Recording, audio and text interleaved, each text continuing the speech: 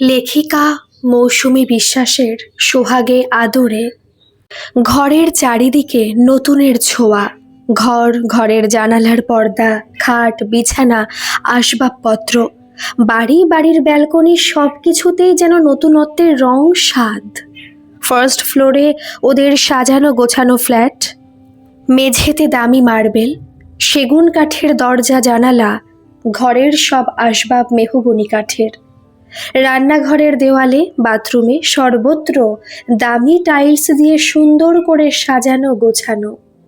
Dining হলে 6 জনের বিশাল CP, সেগুন কাঠের ডাইনিং টেবিল, তার দুই পাশে 6খানি চেয়ার। সব কিছুর মধ্যেই একটা নিখুঁত পরিপাটি বোধ। আর আছে ছোট্ট একটা মন্দির, সেখানে মার্বেলের সিংহাসনে মা লক্ষ্মী সদর্পে বিরাজমান। ব্যালকনিতে নানান ফুলের সমারোহ, সব কিছুই নিখুঁত আর পরিমিত। বাড়াবাড়ি সজ্জা কোনোখানেই নেই। ডাইনিং হলে রয়েছে কিছু ইনডোর প্ল্যান্ট, সেগুলো প্রতিদিনের পরিচর্যায় সবুজ শ্যামল। চন্দনা নিজের খাটে আলস্যে শুয়ে আছে, মখমলের মতো বিছানা, ঘরের মধ্যে শীতলতার পরশ। বাতানুকূল যন্ত্র সারা রাত ধরে ওদের শীতলতার পরশ দিয়ে নিশ্চিন্তে ঘুম পাড়িয়েছে। এখন অবশ্য সেটাকে বিশ্রাম দেওয়া হয়েছে। মাথার উপর বনবন করে ফ্যান ঘুরছে, জানালায় ঝুলছে খাদির মোটা পর্দা, মাথার উপর ফল সিলিংয়ের মেঘ। সূর্যের কম্বিনেশন চন্দনাকে ঘরের ভেতরে বাইরের খোলা আকাশের অনুভূতি দিচ্ছে।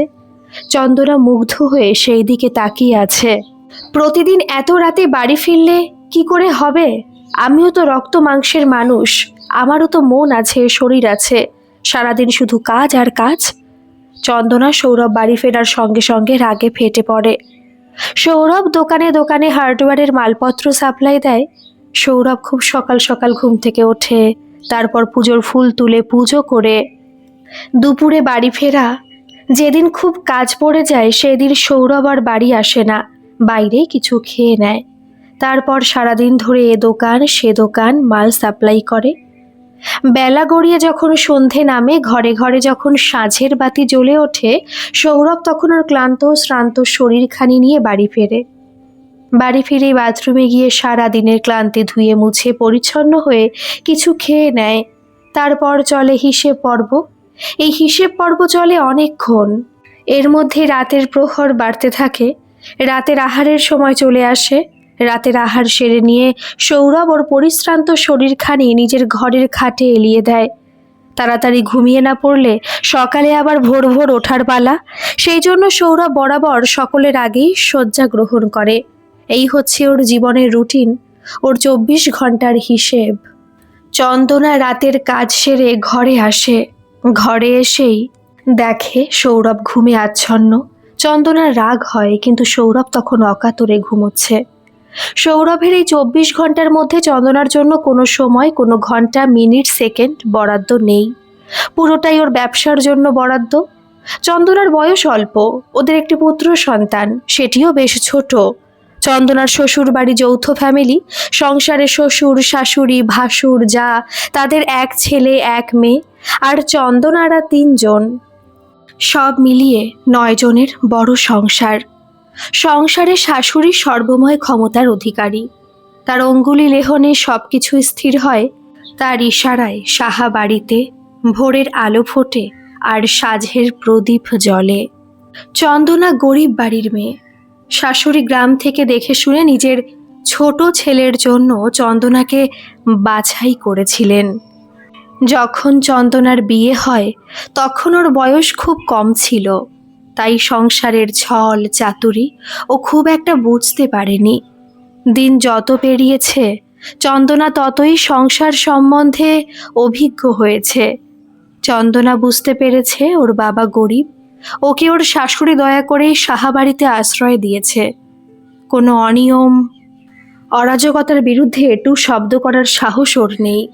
সব কিছু মুখ বুজে মেনে নেওয়ার জন্যই ওকেই বাড়িতে ঠাঁই দেওয়া হয়েছে।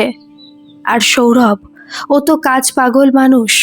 পুরো সংসারটাকে ধরেছিল ওর শ্রম আর মেহনত, অথচ বাড়িতে বঞ্চিত। সব কিছুতে অগ্রাধিকার ওর জায়ের, ভাসুরের, তার ছেলে মেয়ের। চন্দনা সেখানে দ্বিতীয় শ্রেণীর নাগরিক হিসেবে বিবেচিত হয়। চন্দনার শ্বশুর বাড়ির আর্থিক অবস্থা বেশ ভালোই। ওর ভাসুর কলকাতার একটা গজিয়ে ওঠা কোম্পানির এজেন্ট। শ্বশুরমশাই সারাদিন বাড়িতেই থাকেন। শ্বশুরমশাই তার ব্যবসার সবকিছু ছোট ছেলের মাথায় চাপিয়ে দিয়ে নিজে পূর্ণ অবসর ভোগ করছেন।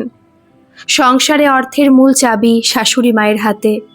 দিনের শেষে ছোট ছেলে বাড়ি ফিরলে দুই মায়ে বয়ে চলে সারাদিনের লাভ লোকসানের হিসেব নিকেশ। সেখান থেকে একটি টাকা বাহুল্য খরচ করার অনুমতি নেই।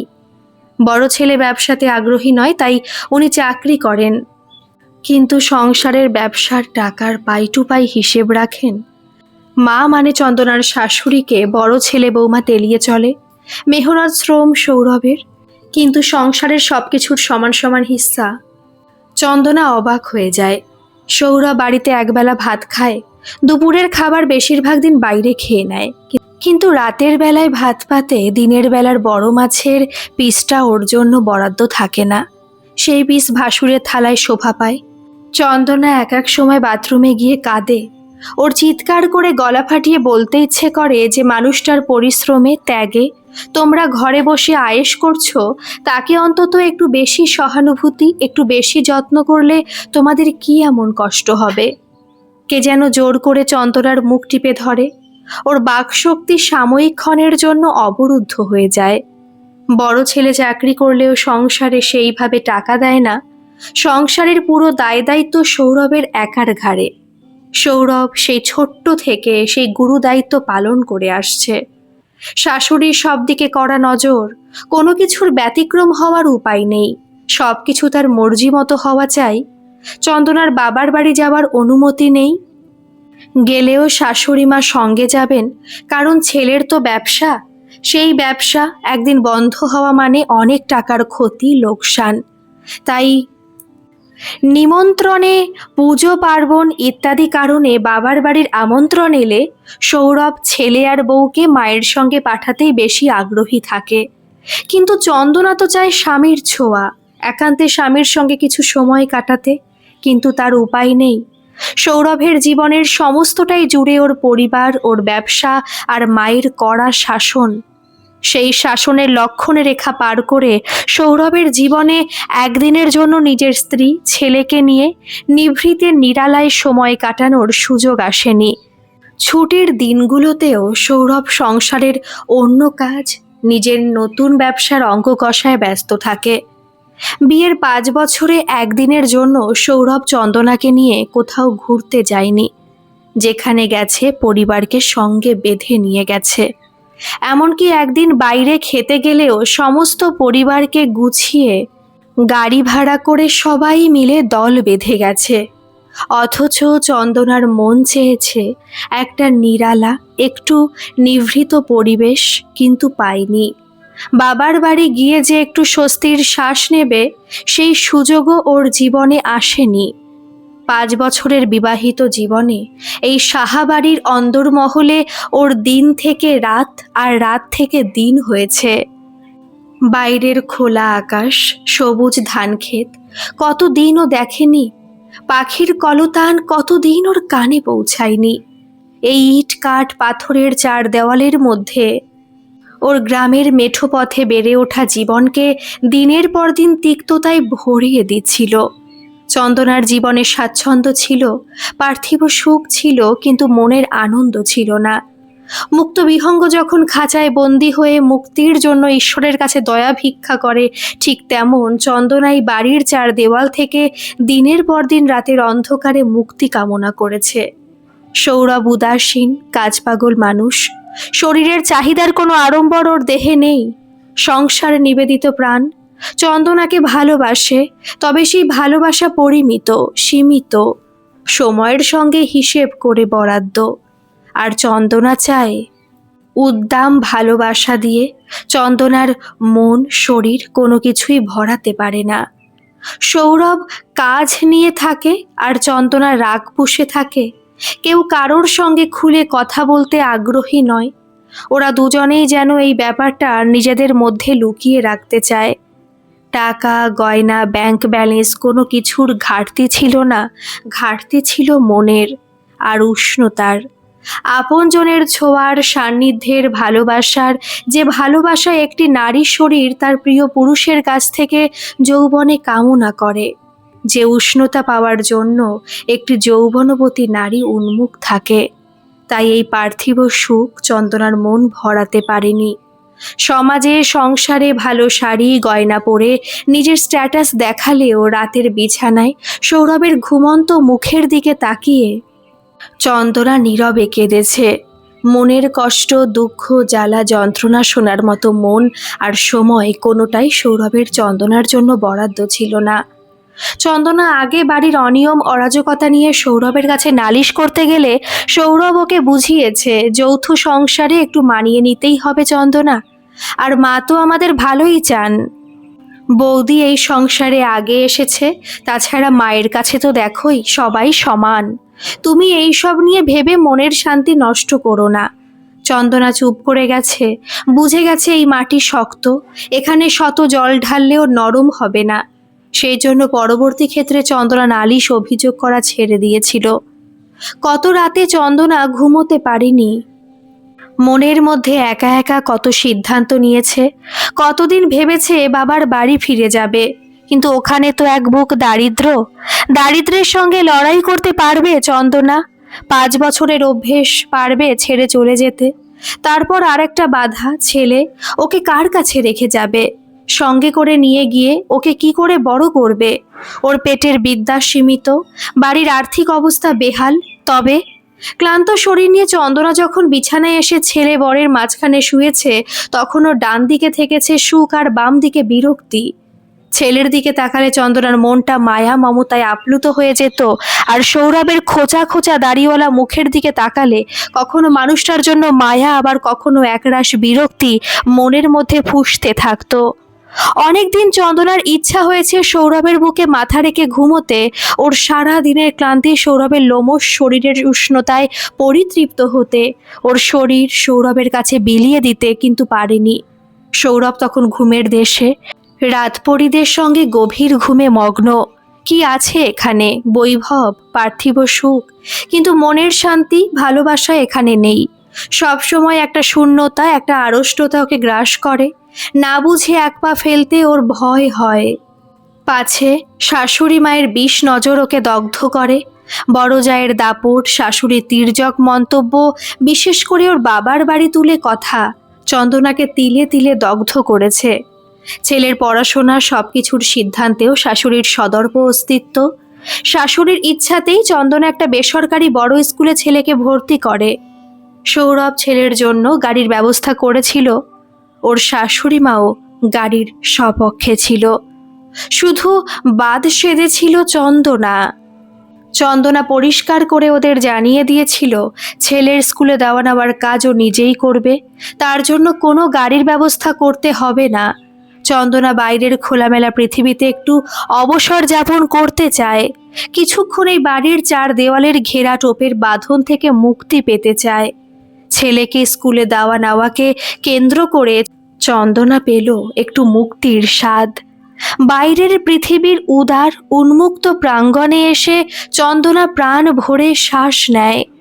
কতদিন পর ও স্বাধীনভাবে নিজের মতো করে বাইরের পৃথিবীতে পা রাখল। ওর মনে মুক্তির আনন্দ, আবার একরাশ উদ্বেগ, সেই 4 দেওয়ালের বেষ্টনীর মধ্যে আবার ফিরে যাওয়ার চিন্তা। সকাল 8টা বাজলেই চন্দনা সংসারের সব কাজ গুছিয়ে ছেলেকে নিয়ে স্কুলের উদ্দেশ্যে বেরিয়ে পড়ে। বাড়িতে সব সময়ের কাজের লোক ছিল, বাকিটা ওরা 2 জা সামলেছে। ছেলের স্কুলের জন্য চন্দনা ভোর থাকতে ঘুম থেকে উঠে বাড়ির সব কাজ, মানে ওর জন্য বরাদ্দ কাজগুলো সেরে নেয়। তারপর ছেলের সঙ্গে একটু কিছু খেয়ে অটো করে স্কুলের উদ্দেশ্যে রওনা হয়। চন্দনা এখন ছেলেকে স্কুলে দিয়ে আর বাড়ি আসে না। বর ছেলেকে দিয়ে বাড়ি ফিরে আসার কথা বলেছিল, শাশুড়ি মা নিষেধ করেছিলেন, বলেছিলেন বারবার যাওয়া আসা করতে একগাদা টাকা অটোকে দিতে হবে, তার চেয়ে একটু বসে থেকে খোকনের ছুটি হয়ে গেলে একেবারে ওকে নিয়েই ফিরবে। এই একটি কথা চন্দনার খুবই মনঃপূত হয়েছিল। চন্দনা এখন ওর হাতে প্রতিদিন 4 ঘন্টা করে সময় পায়। এই 4 ঘন্টায় চন্দনা কখনো নিজের, কখনো বরের, কখনো ছেলের জন্য টুকিটাকি কেনাকাটা করে। কখনো পার্লারে যায়, আবার কখনো একলা ওদের গার্জিয়ান রুমে বসে থাকে। ছেলের ছুটি হয় ঠিক 12টায়। একেবারে ছেলেকে নিয়ে বাড়ি ফেরে। এই 8টা থেকে 12টা পর্যন্ত চন্দনার অবসর। এই সময়টুকু চন্দনা এখন নিজের মতো কাটানোর সুযোগ পেয়েছে। ওর অনেক বান্ধবী জুটেছে। ওদের সংসারের গল্প চন্দনা হা করে শোনে। ওদের বরদের সোহাগের আদরের গল্প, ট্রিপের গল্প চন্দনা শোনে আর নিজের জীবনের বাস্তবতার সঙ্গে মেলায়। নিজের জীবনের গল্প চন্দনা কখনো কারোর কাছে বলে না। আর চন্দনা ভাবে ওর জীবনে বলার মতো আছেই বা কি, সবটাই তো ধূসর, ম্যাড়মেড়ে আর বিবর্ণ। এই যাওয়া আসার পথেই দেখা হয় এক ঝকঝকে তরুণের সঙ্গে। নামটি তার খুব মিষ্টি, অনির্বাণ, যার শিখা কখনো নেভে না। যেমন মিষ্টি ব্যবহার তেমন ভদ্র আচরণ, আর দেখতে হ্যান্ডসাম। এক ঝলকে ভালো লেগে যাওয়ার মতো সবকিছু ঈশ্বর ওকে ঢেলে দিয়েছেন। চন্দনার ভালো লাগে। মাঝে মাঝে ওরা একই অটোতে যায়। এই যাওয়ার সূত্রেই চন্দনা জানতে পারে ছেলেটি একটি বড় বেসরকারি হাসপাতালের ম্যানেজমেন্টে কাজ করে। বাবা নেই, মা অসুস্থ, বিছানায় শয্যাশায়ী, এখনো বিয়ে করেনি। নিজের হাতে রেঁধে মাকে স্নান করিয়ে খাইয়ে তবে কাজে বেরোয়। সব সময়ের মায়ের দেখাশোনার জন্য একটি বয়স্ক মহিলা রেখেছে। সন্ধেবেলা বাড়ি ফিরলে তার ছুটি। প্রথমে আলাপ, তারপর বন্ধুত্ব, তারপর সখ্যতা। চন্দনা দেখতে সুশ্রী, উচ্চ মাধ্যমিক গ্রামের স্কুল থেকে পাশ করেছে। নজর কাড়া তেমন কিছুই ঈশ্বর ওকে দুহাত উপুর করে দেননি। চন্দনার অসহায়তা, জীবনের প্রতি নির্লিপ্ততা অনির্বাণকে ওর প্রতি আকৃষ্ট করে। অনির্বাণ জানে ওর স্বামী আছে, চন্দনা এক সন্তানের মা। ভালোবাসা, সহানুভূতি, বোধহয় দেশ, কাল, সময়, সংসার, জাতপাত কোনো কিছুর নিয়ন্ত্রণ মানে না। ব্যথিত হৃদয়ে মমতার প্রলেপ হয়ে অনির্বাণ চন্দনার জীবনে ধরা দেয়। ভালো লাগা ক্রমশ ভালোবাসায় পরিণত হয়। অনির্বাণ চন্দনাকে একসাথে পথ চলার প্রস্তাব দেয়, কিন্তু চন্দনা, ওর পায়ে তো সংস্কারের বেরি। সেই সংস্কারের শিকল ছিঁড়ে সংসারের, সমাজের ভ্রুকুটিকে উপেক্ষা করে ঘর ছেড়ে বেরিয়ে আসা চন্দনা দুঃস্বপ্নেও কোনো দিন ভাবেনি, কোনোদিন কল্পনাও করেনি। চন্দনার মনে সংশয়, দ্বিধা, দ্বন্দ্ব। কিন্তু সৌরভ, খোকন, ওদের চন্দনা কি করে ত্যাগ করবে? ওদের ছেড়ে কি করে চন্দনা বাঁচবে? রাতের বিছানায় শুয়ে একপাশ ফিরে চন্দনা চোখের জল মোছে। খোকনের কি দোষ? ও তো কোনো অন্যায় করেনি। তবে চন্দনা কেন ওকে মাতৃত্বের স্বাদ থেকে বঞ্চিত করবে? একদিকে ভালোবাসার হাতছানি, মুক্তির আনন্দ, অন্যদিকে দম বন্ধ পরিবেশ, নীরস শুষ্ক জীবন, ছেলের সঙ্গে মায়ার বন্ধন, বরের সঙ্গে সামাজিকতার বাঁধন, বিয়ের সময় নেওয়া শপথের প্রতি দায়বদ্ধতা। চলো না গো, আমরা অন্য কোথাও গিয়ে থাকি। একটা এক কামরার ঘর হলেও আমি চালিয়ে নেব। একটু প্রাণ খুলে বাঁচতে তো পারবো। চন্দনা বরের কাছে ঘনিষ্ঠ হয়ে আবদার করে। সৌরভ বিরক্ত হয়ে বলে, সেটা সম্ভব নয়। তুমি তো জানো এই পরিবার, এই বাড়ি আমার কাছে মন্দিরের মতো। এই মন্দির ছেড়ে আমি কোথাও যাব না। একটু মানিয়ে নেওয়ার চেষ্টা করো। চন্দনা তখন ফুঁসে ওঠে, চেঁচিয়ে বলে ওঠে, তবে আমাকে ছেড়ে দাও। আমি আর এই 4 দেওয়ালের মধ্যে আবদ্ধ থাকতে পারছি না। কবে দেখবে আমি এই ঘরের মধ্যে দম বন্ধ করে মরে পড়ে আছি। তখন তুমি তোমার এই মন্দিরের আজীবনের পূজারী হয়ে সেবা করো। সৌরভ এবার সুর নরম করে বলে, চন্দনা, তোমার এখানে কিসের অভাব আছে বলো? আমি সব কিছু তোমার পায়ের তলায় এনে হাজির করব, শুধু তুমি আমাকে বলো। চন্দনা অভিমান ভরা চোখে বলে, অভাব কিসের? তুমি সত্যি জানতে চাও? তবে শোনো, আমার স্বাধীনতার অভাব, নিজের স্বামীকে নিজের করে কাছে পাওয়ার অভাব, প্রাণ খুলে হাসা, শ্বাস নেওয়ার খোলা মেলা বাতাসের অভাব, যেগুলো তুমি একটাও আমায় এনে দিতে পারবে না। সৌরভ তখন দূরে সরে গিয়ে বলে, তবে তোমার যা মন চায় তাই করো। চন্দনা এবার ফুঁসে উঠে বলে, যদি আমি সারা জীবনের মতো তোমাকে খোকনকে ছেড়ে চলে যাই, পারবে মেনে নিতে? তোমার কিছু যায় আসবে? সৌরভ বিমর্ষ হয়ে বলে, আমি তো তোমাকে বেঁধে রাখিনি। যদি তুমি চলে গিয়ে শান্তি পাও তবে তাই যাও, আমি তোমায় কোনো দিন আটকাবো না। তবে এটা জেনে রেখো, এই বাড়ি ছেড়ে, ওদের ছেড়ে, তোমায় নিয়ে আলাদা ঘর আমি বাঁধতে পারবো না। কথা শেষ করে সৌরভ কাজে বেরিয়ে যায়। চন্দনা একলা বসে থাকে। স্বামীর অন্তঃকরণ চন্দনা ভালো করেই বুঝে গেছে। খোকন বাবা অন্তপ্রাণ, বাবাকে ছেড়ে এক মুহূর্ত থাকতে পারবে না। মাকে খোকন ভালোবাসে, কিন্তু বাবা ওর কাছে প্রাণের চেয়ে প্রিয়। সেই পরাণ পাখিকে চন্দনা জোর করে ওর নিজের খাঁচা থেকে অন্যের খাঁচায় নিয়ে গিয়ে ওকে পিতৃহারা করতে চায় না। মা চলে গেলে খোকনের কষ্ট হবে, কিন্তু সহ্য করে নেবে। কিন্তু বাবার স্নেহ ছেড়ে গেলে খোকনের মনে প্রাণে দগ্ধ হবে। সেই কষ্ট চন্দনা নিজের চোখে দেখতে পারবে না। তার থেকে খোকন ওর বাবার স্নেহের ছায়ায় বড় হয়ে উঠুক, এটাই চন্দনা মনে প্রাণে চায়। বিয়ে হয়ে এই বাড়িতে যখন চন্দনা এসেছিল, তখনও ষোড়শী আর সৌরভের কুড়ি, দুজনেই যৌবনের বসন্তের পাখি। দুজন দুজনকে আঁকড়ে ধরেছিল। চন্দনার জীবনের প্রথম ভালোবাসা, প্রেম, সবকিছু সৌরভ। আর সৌরভের ব্যস্ত জীবনের প্রথম নারী চন্দনা। প্রথম রাতে দুজন দুজনের কাছে একে অপরকে ছেড়ে না যাওয়ার প্রতিশ্রুতিবদ্ধ হয়েছিল। একসঙ্গে সারা জীবন পথ চলার অঙ্গীকার করেছিল। বিয়ের পরপর দুজন দুজনকে চোখে হারাতো। দিনের মধ্যে কতবার যে সৌরভ চন্দনাকে ফোন করেছে, চন্দনার সেই সংখ্যাটা আজও মনে আছে। সকাল থেকে বাড়ি না ফেরা পর্যন্ত প্রায় 10 বার।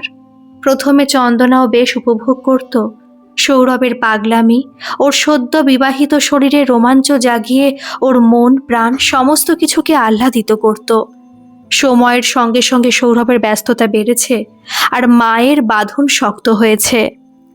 চন্দনাও সংসার, সন্তান নিয়ে জীবনকে নিত্য নৈমিত্তিক কাজে ব্যস্ত রেখেছে। এই নৈমিত্তিক ব্যস্ততা কখন যে ওদের দুজনকে দুজনের প্রতি একটু একটু করে নির্মোহ করে তুলেছিল, সেটা চন্দনা বুঝতে পারলেও সৌরভ সেই অনুভূতিকে পাত্তা দেয়নি। সৌরভ বড়ই ভালো মানুষ। নারীর মন আর বাইরের অনুভূতি বোঝার মতো শক্তি বোধহয় ঈশ্বর ওকে দেননি। সৌরভ ঘরে এসে চন্দনার সংসার, সন্তান নিয়ে কর্মব্যস্ত রূপটাই দেখেছে। এই বাহ্যিক হাসি খুশির আড়ালে একটা মন যে প্রতিনিয়ত ক্ষতবিক্ষত হচ্ছিল, সেই খবরটা সৌরভ কোনোদিন নেয়নি। ওর মনে হয়েছে এই সংসারে তো চন্দনা সব পেয়েছে, সুখ, স্বাচ্ছন্দ্য, ভালোবাসা। নারী কি চায়? নারী তো টাকা পয়সা, গয়নাগাটির মধ্যেই সুখ খোঁজে। চন্দনার তো সে সবই আছে। তাছাড়া চন্দনা ওকে ভালোবাসে, ওর খোকনকে ভালোবাসে। ওদের মোহ মায়ার জাল ছিন্ন করে চন্দনা কোথাও যেতে পারবে না। সৌরভ হৃদয় দিয়ে বিশ্বাস করেছিল, কিন্তু নির্বোধ পুরুষ বোঝেনি নারী শুধু টাকা গয়না চায় না, সে চায় তার আপনজনের নির্ভেজাল ভালোবাসা, একটি সুখের নীড়। টাকা গয়নার মধ্যে পার্থিব সুখ আছে, কিন্তু মন তো চায় স্বর্গীয় সুখ, যে সুখের সন্ধান সৌরভ চন্দনাকে দিতে পারেনি। নারী মনকেও সৌরভ বুঝতে পারেনি। নারী ভালোবাসায় বাধা পড়ে, আবার অবহেলায় দূরে সরে যায়। ভালোবাসার জন্য সে আত্মাহুতি দিতেও প্রস্তুত, কিন্তু ভালোবাসা যদি বিমুখ হয় তবে তার থেকে ভয়ঙ্কর আর কেউ হয় না। তখন নারী সেই সোনার সংসার ছাড়খাড় করে দিতেও পিছপা হয় না। সৌরভের উদাসীনতা চন্দনাকে আরো বেশি করে যেন বাইরের পৃথিবীর প্রতি আকৃষ্ট করে তুলেছিল। ওর সাজগোজের ঘটা বাড়ছিল। সৌরভের অবশ্য সেই দিকে ভ্রুক্ষেপ নেই। প্রমাদ গুনলেন শাশুড়ি মা। চন্দনাকে একদিন বলেই ফেললেন, এবার থেকে খোকনকে আমিই দেওয়া নেওয়া করব। সারাদিন তো বাড়িতে বসেই থাকি, আর তুমি সংসার সামলাতে গিয়ে হিমশিম খাচ্ছ। বাড়িতে ওই সময়টা রেস্ট নেবে। আমি বরং আগামীকাল থেকে খোকনকে নিয়ে যাব। চন্দনা মুখে কোনো কথা বলল না, চুপ করে থাকলো। পরের দিন সকালে চন্দনা নিয়ম মতো ছেলেকে নিয়ে স্কুল যাওয়ার জন্য তৈরি হয়ে যায়। শাশুড়ি তখন কড়া ভাষায় বলেন, গতকালের কথা তোমার মনে নেই? তারপরেও তুমি সাজগোজ করে ছেলে নিয়ে বেরিয়ে যাচ্ছ। চন্দনা বরাবর মিতভাষী, শুধু একটা কথাই বলল, তোমার বয়স হয়েছে, তুমি বরং ঘরে বসে রেস্ট নাও, আর আমি ওর মা, আমার ছেলের ভালো মন্দটা এবার থেকে আমাকেই বুঝিয়ে নিতে দাও। বলেই চন্দনা ছেলের হাত ধরে বেরিয়ে আসে। এবার এই লুকিয়ে দেখা সাক্ষাতের পালা বন্ধ হতে চলেছে। শাশুড়ি মা কিছু একটা আন্দাজ করেছে, খুব শীঘ্রই আমার বাইরে বেরোনো বন্ধ হবে। তারপর কি হবে? চন্দনা গাছের তলায় বসে অনির্বাণকে জানায়। অনির্বাণ চুপ করে থাকে। তাহলে বেরিয়ে এসো, তোমার জন্য আমার বাড়ির আর মনের দরজা অনেক আগে থেকেই আমি খোলা রেখেছি। তুমি কি পারবে? আমি প্রস্তুত। অনির্বাণ চন্দনার ঘাড়ে হাত রেখে সমবেদনার সঙ্গে বলে, কিন্তু সৌরভ, খোকন, আমার বাবার বাড়ির আত্মীয় স্বজন, ওরা যখন শুনবে তখন ওরা তো আমায় কুলোটা কুল ত্যাগেনি বলবে। গ্রামের লোক, পাড়াপড়শি সবাই ছি ছি করবে, লোকে মন্তব্য করবে। আমি পারবো সেই সব তির্যক কথা শুনতে? অনির্বাণ তখন প্রবোধের সুরে বলে, এই জীবন একান্ত তোমার চন্দনা, তাকে তুমি কেমনভাবে খরচ করবে সেটা তোমার একান্ত ব্যক্তিগত ব্যাপার। সেখানে 5 জন কি বলল সেটা বড় কথা নয়। সবচেয়ে বড় হচ্ছে তোমার মনের সুখ শান্তি। যেখানে তুমি শান্তি পাবে সেখানে তুমি থাকবে। আমি তোমায় জোর করব না, কিন্তু এটুকু বলতে পারি আমি তোমায় ভালো রাখার সর্বাত্মক চেষ্টা করব।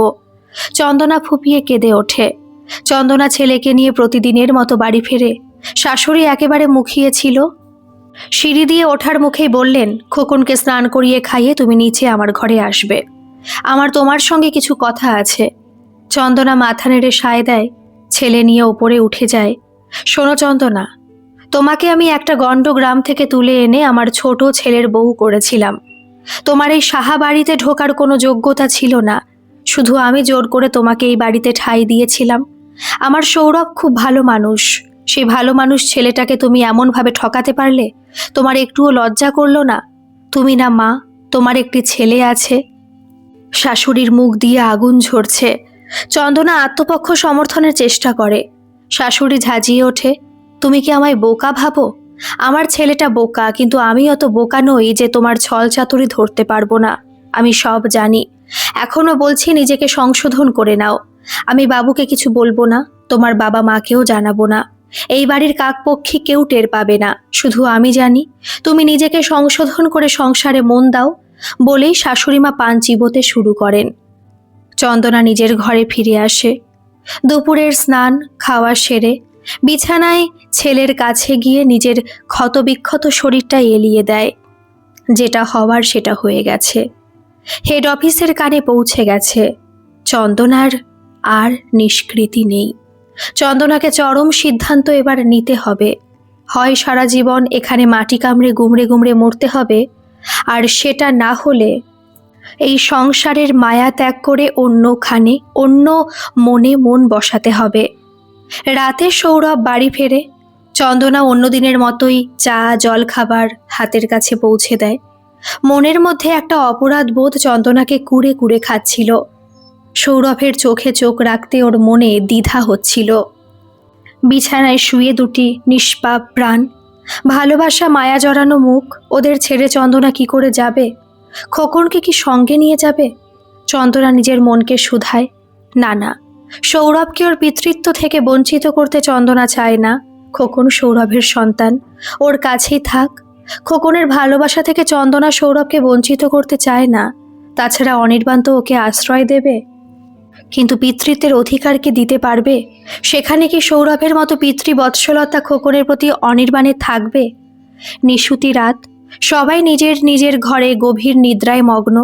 শুধু একজনের চোখে ঘুম নেই, সে রাতের গভীরতার দিকে চেয়ে আছে। নিঝুম রাতের নিশুতির জন্য অপেক্ষা করে আছে। মায়ার বাঁধন, ভালোবাসার ঘর, সংসার, স্বামী, পুত্র সবকিছু পেছনে ফেলে চন্দনা আস্তে আস্তে দরজার দিকে এগিয়ে যায়। খুব সন্তর্পণে দরজা খোলে, পাছে কেউ জেনে গেলে ওর সুখের ঠিকানায় পাড়ি দেওয়া আটকে যায়। তাই খুব সাবধানে চন্দনা ঘরের বাইরে বেরিয়ে আসে। শেষবারের মতো ছেলে বরকে পেছনে ফিরে দেখে নেয়। একদিকে মমত্ব বোধ ওকে কাঁদায়, অন্যদিকে সুখের নীড়ের আবাহন ওকে বাড়ির মেইন দরজা খুলে বাইরে বেরিয়ে আসার মানসিক সাহস যোগায়। না, চন্দনা আর পেছন ফিরে তাকায়নি। স্বামীর ঘর ছেড়ে, সন্তানকে ছেড়ে চন্দনা সেই গভীর রাতের নিশুতি আধারে অন্যখানে সুখের খোঁজে পাড়ি দিয়েছিল। সেই বড় রাস্তার মোড়ে ওর জন্য অপেক্ষা করছিল একটি শক্ত কাঁধ আর দুটি সবল বাহু। চন্দনার মনকে বাঁধার জন্য যে ছিল উপযুক্ত আর যথেষ্ট। গল্পটি কেমন লাগলো অবশ্যই কমেন্ট করে জানাবেন, আর ভালো লাগলে একটা সাবস্ক্রাইব করে আমার পাশে থাকবেন। ধন্যবাদ।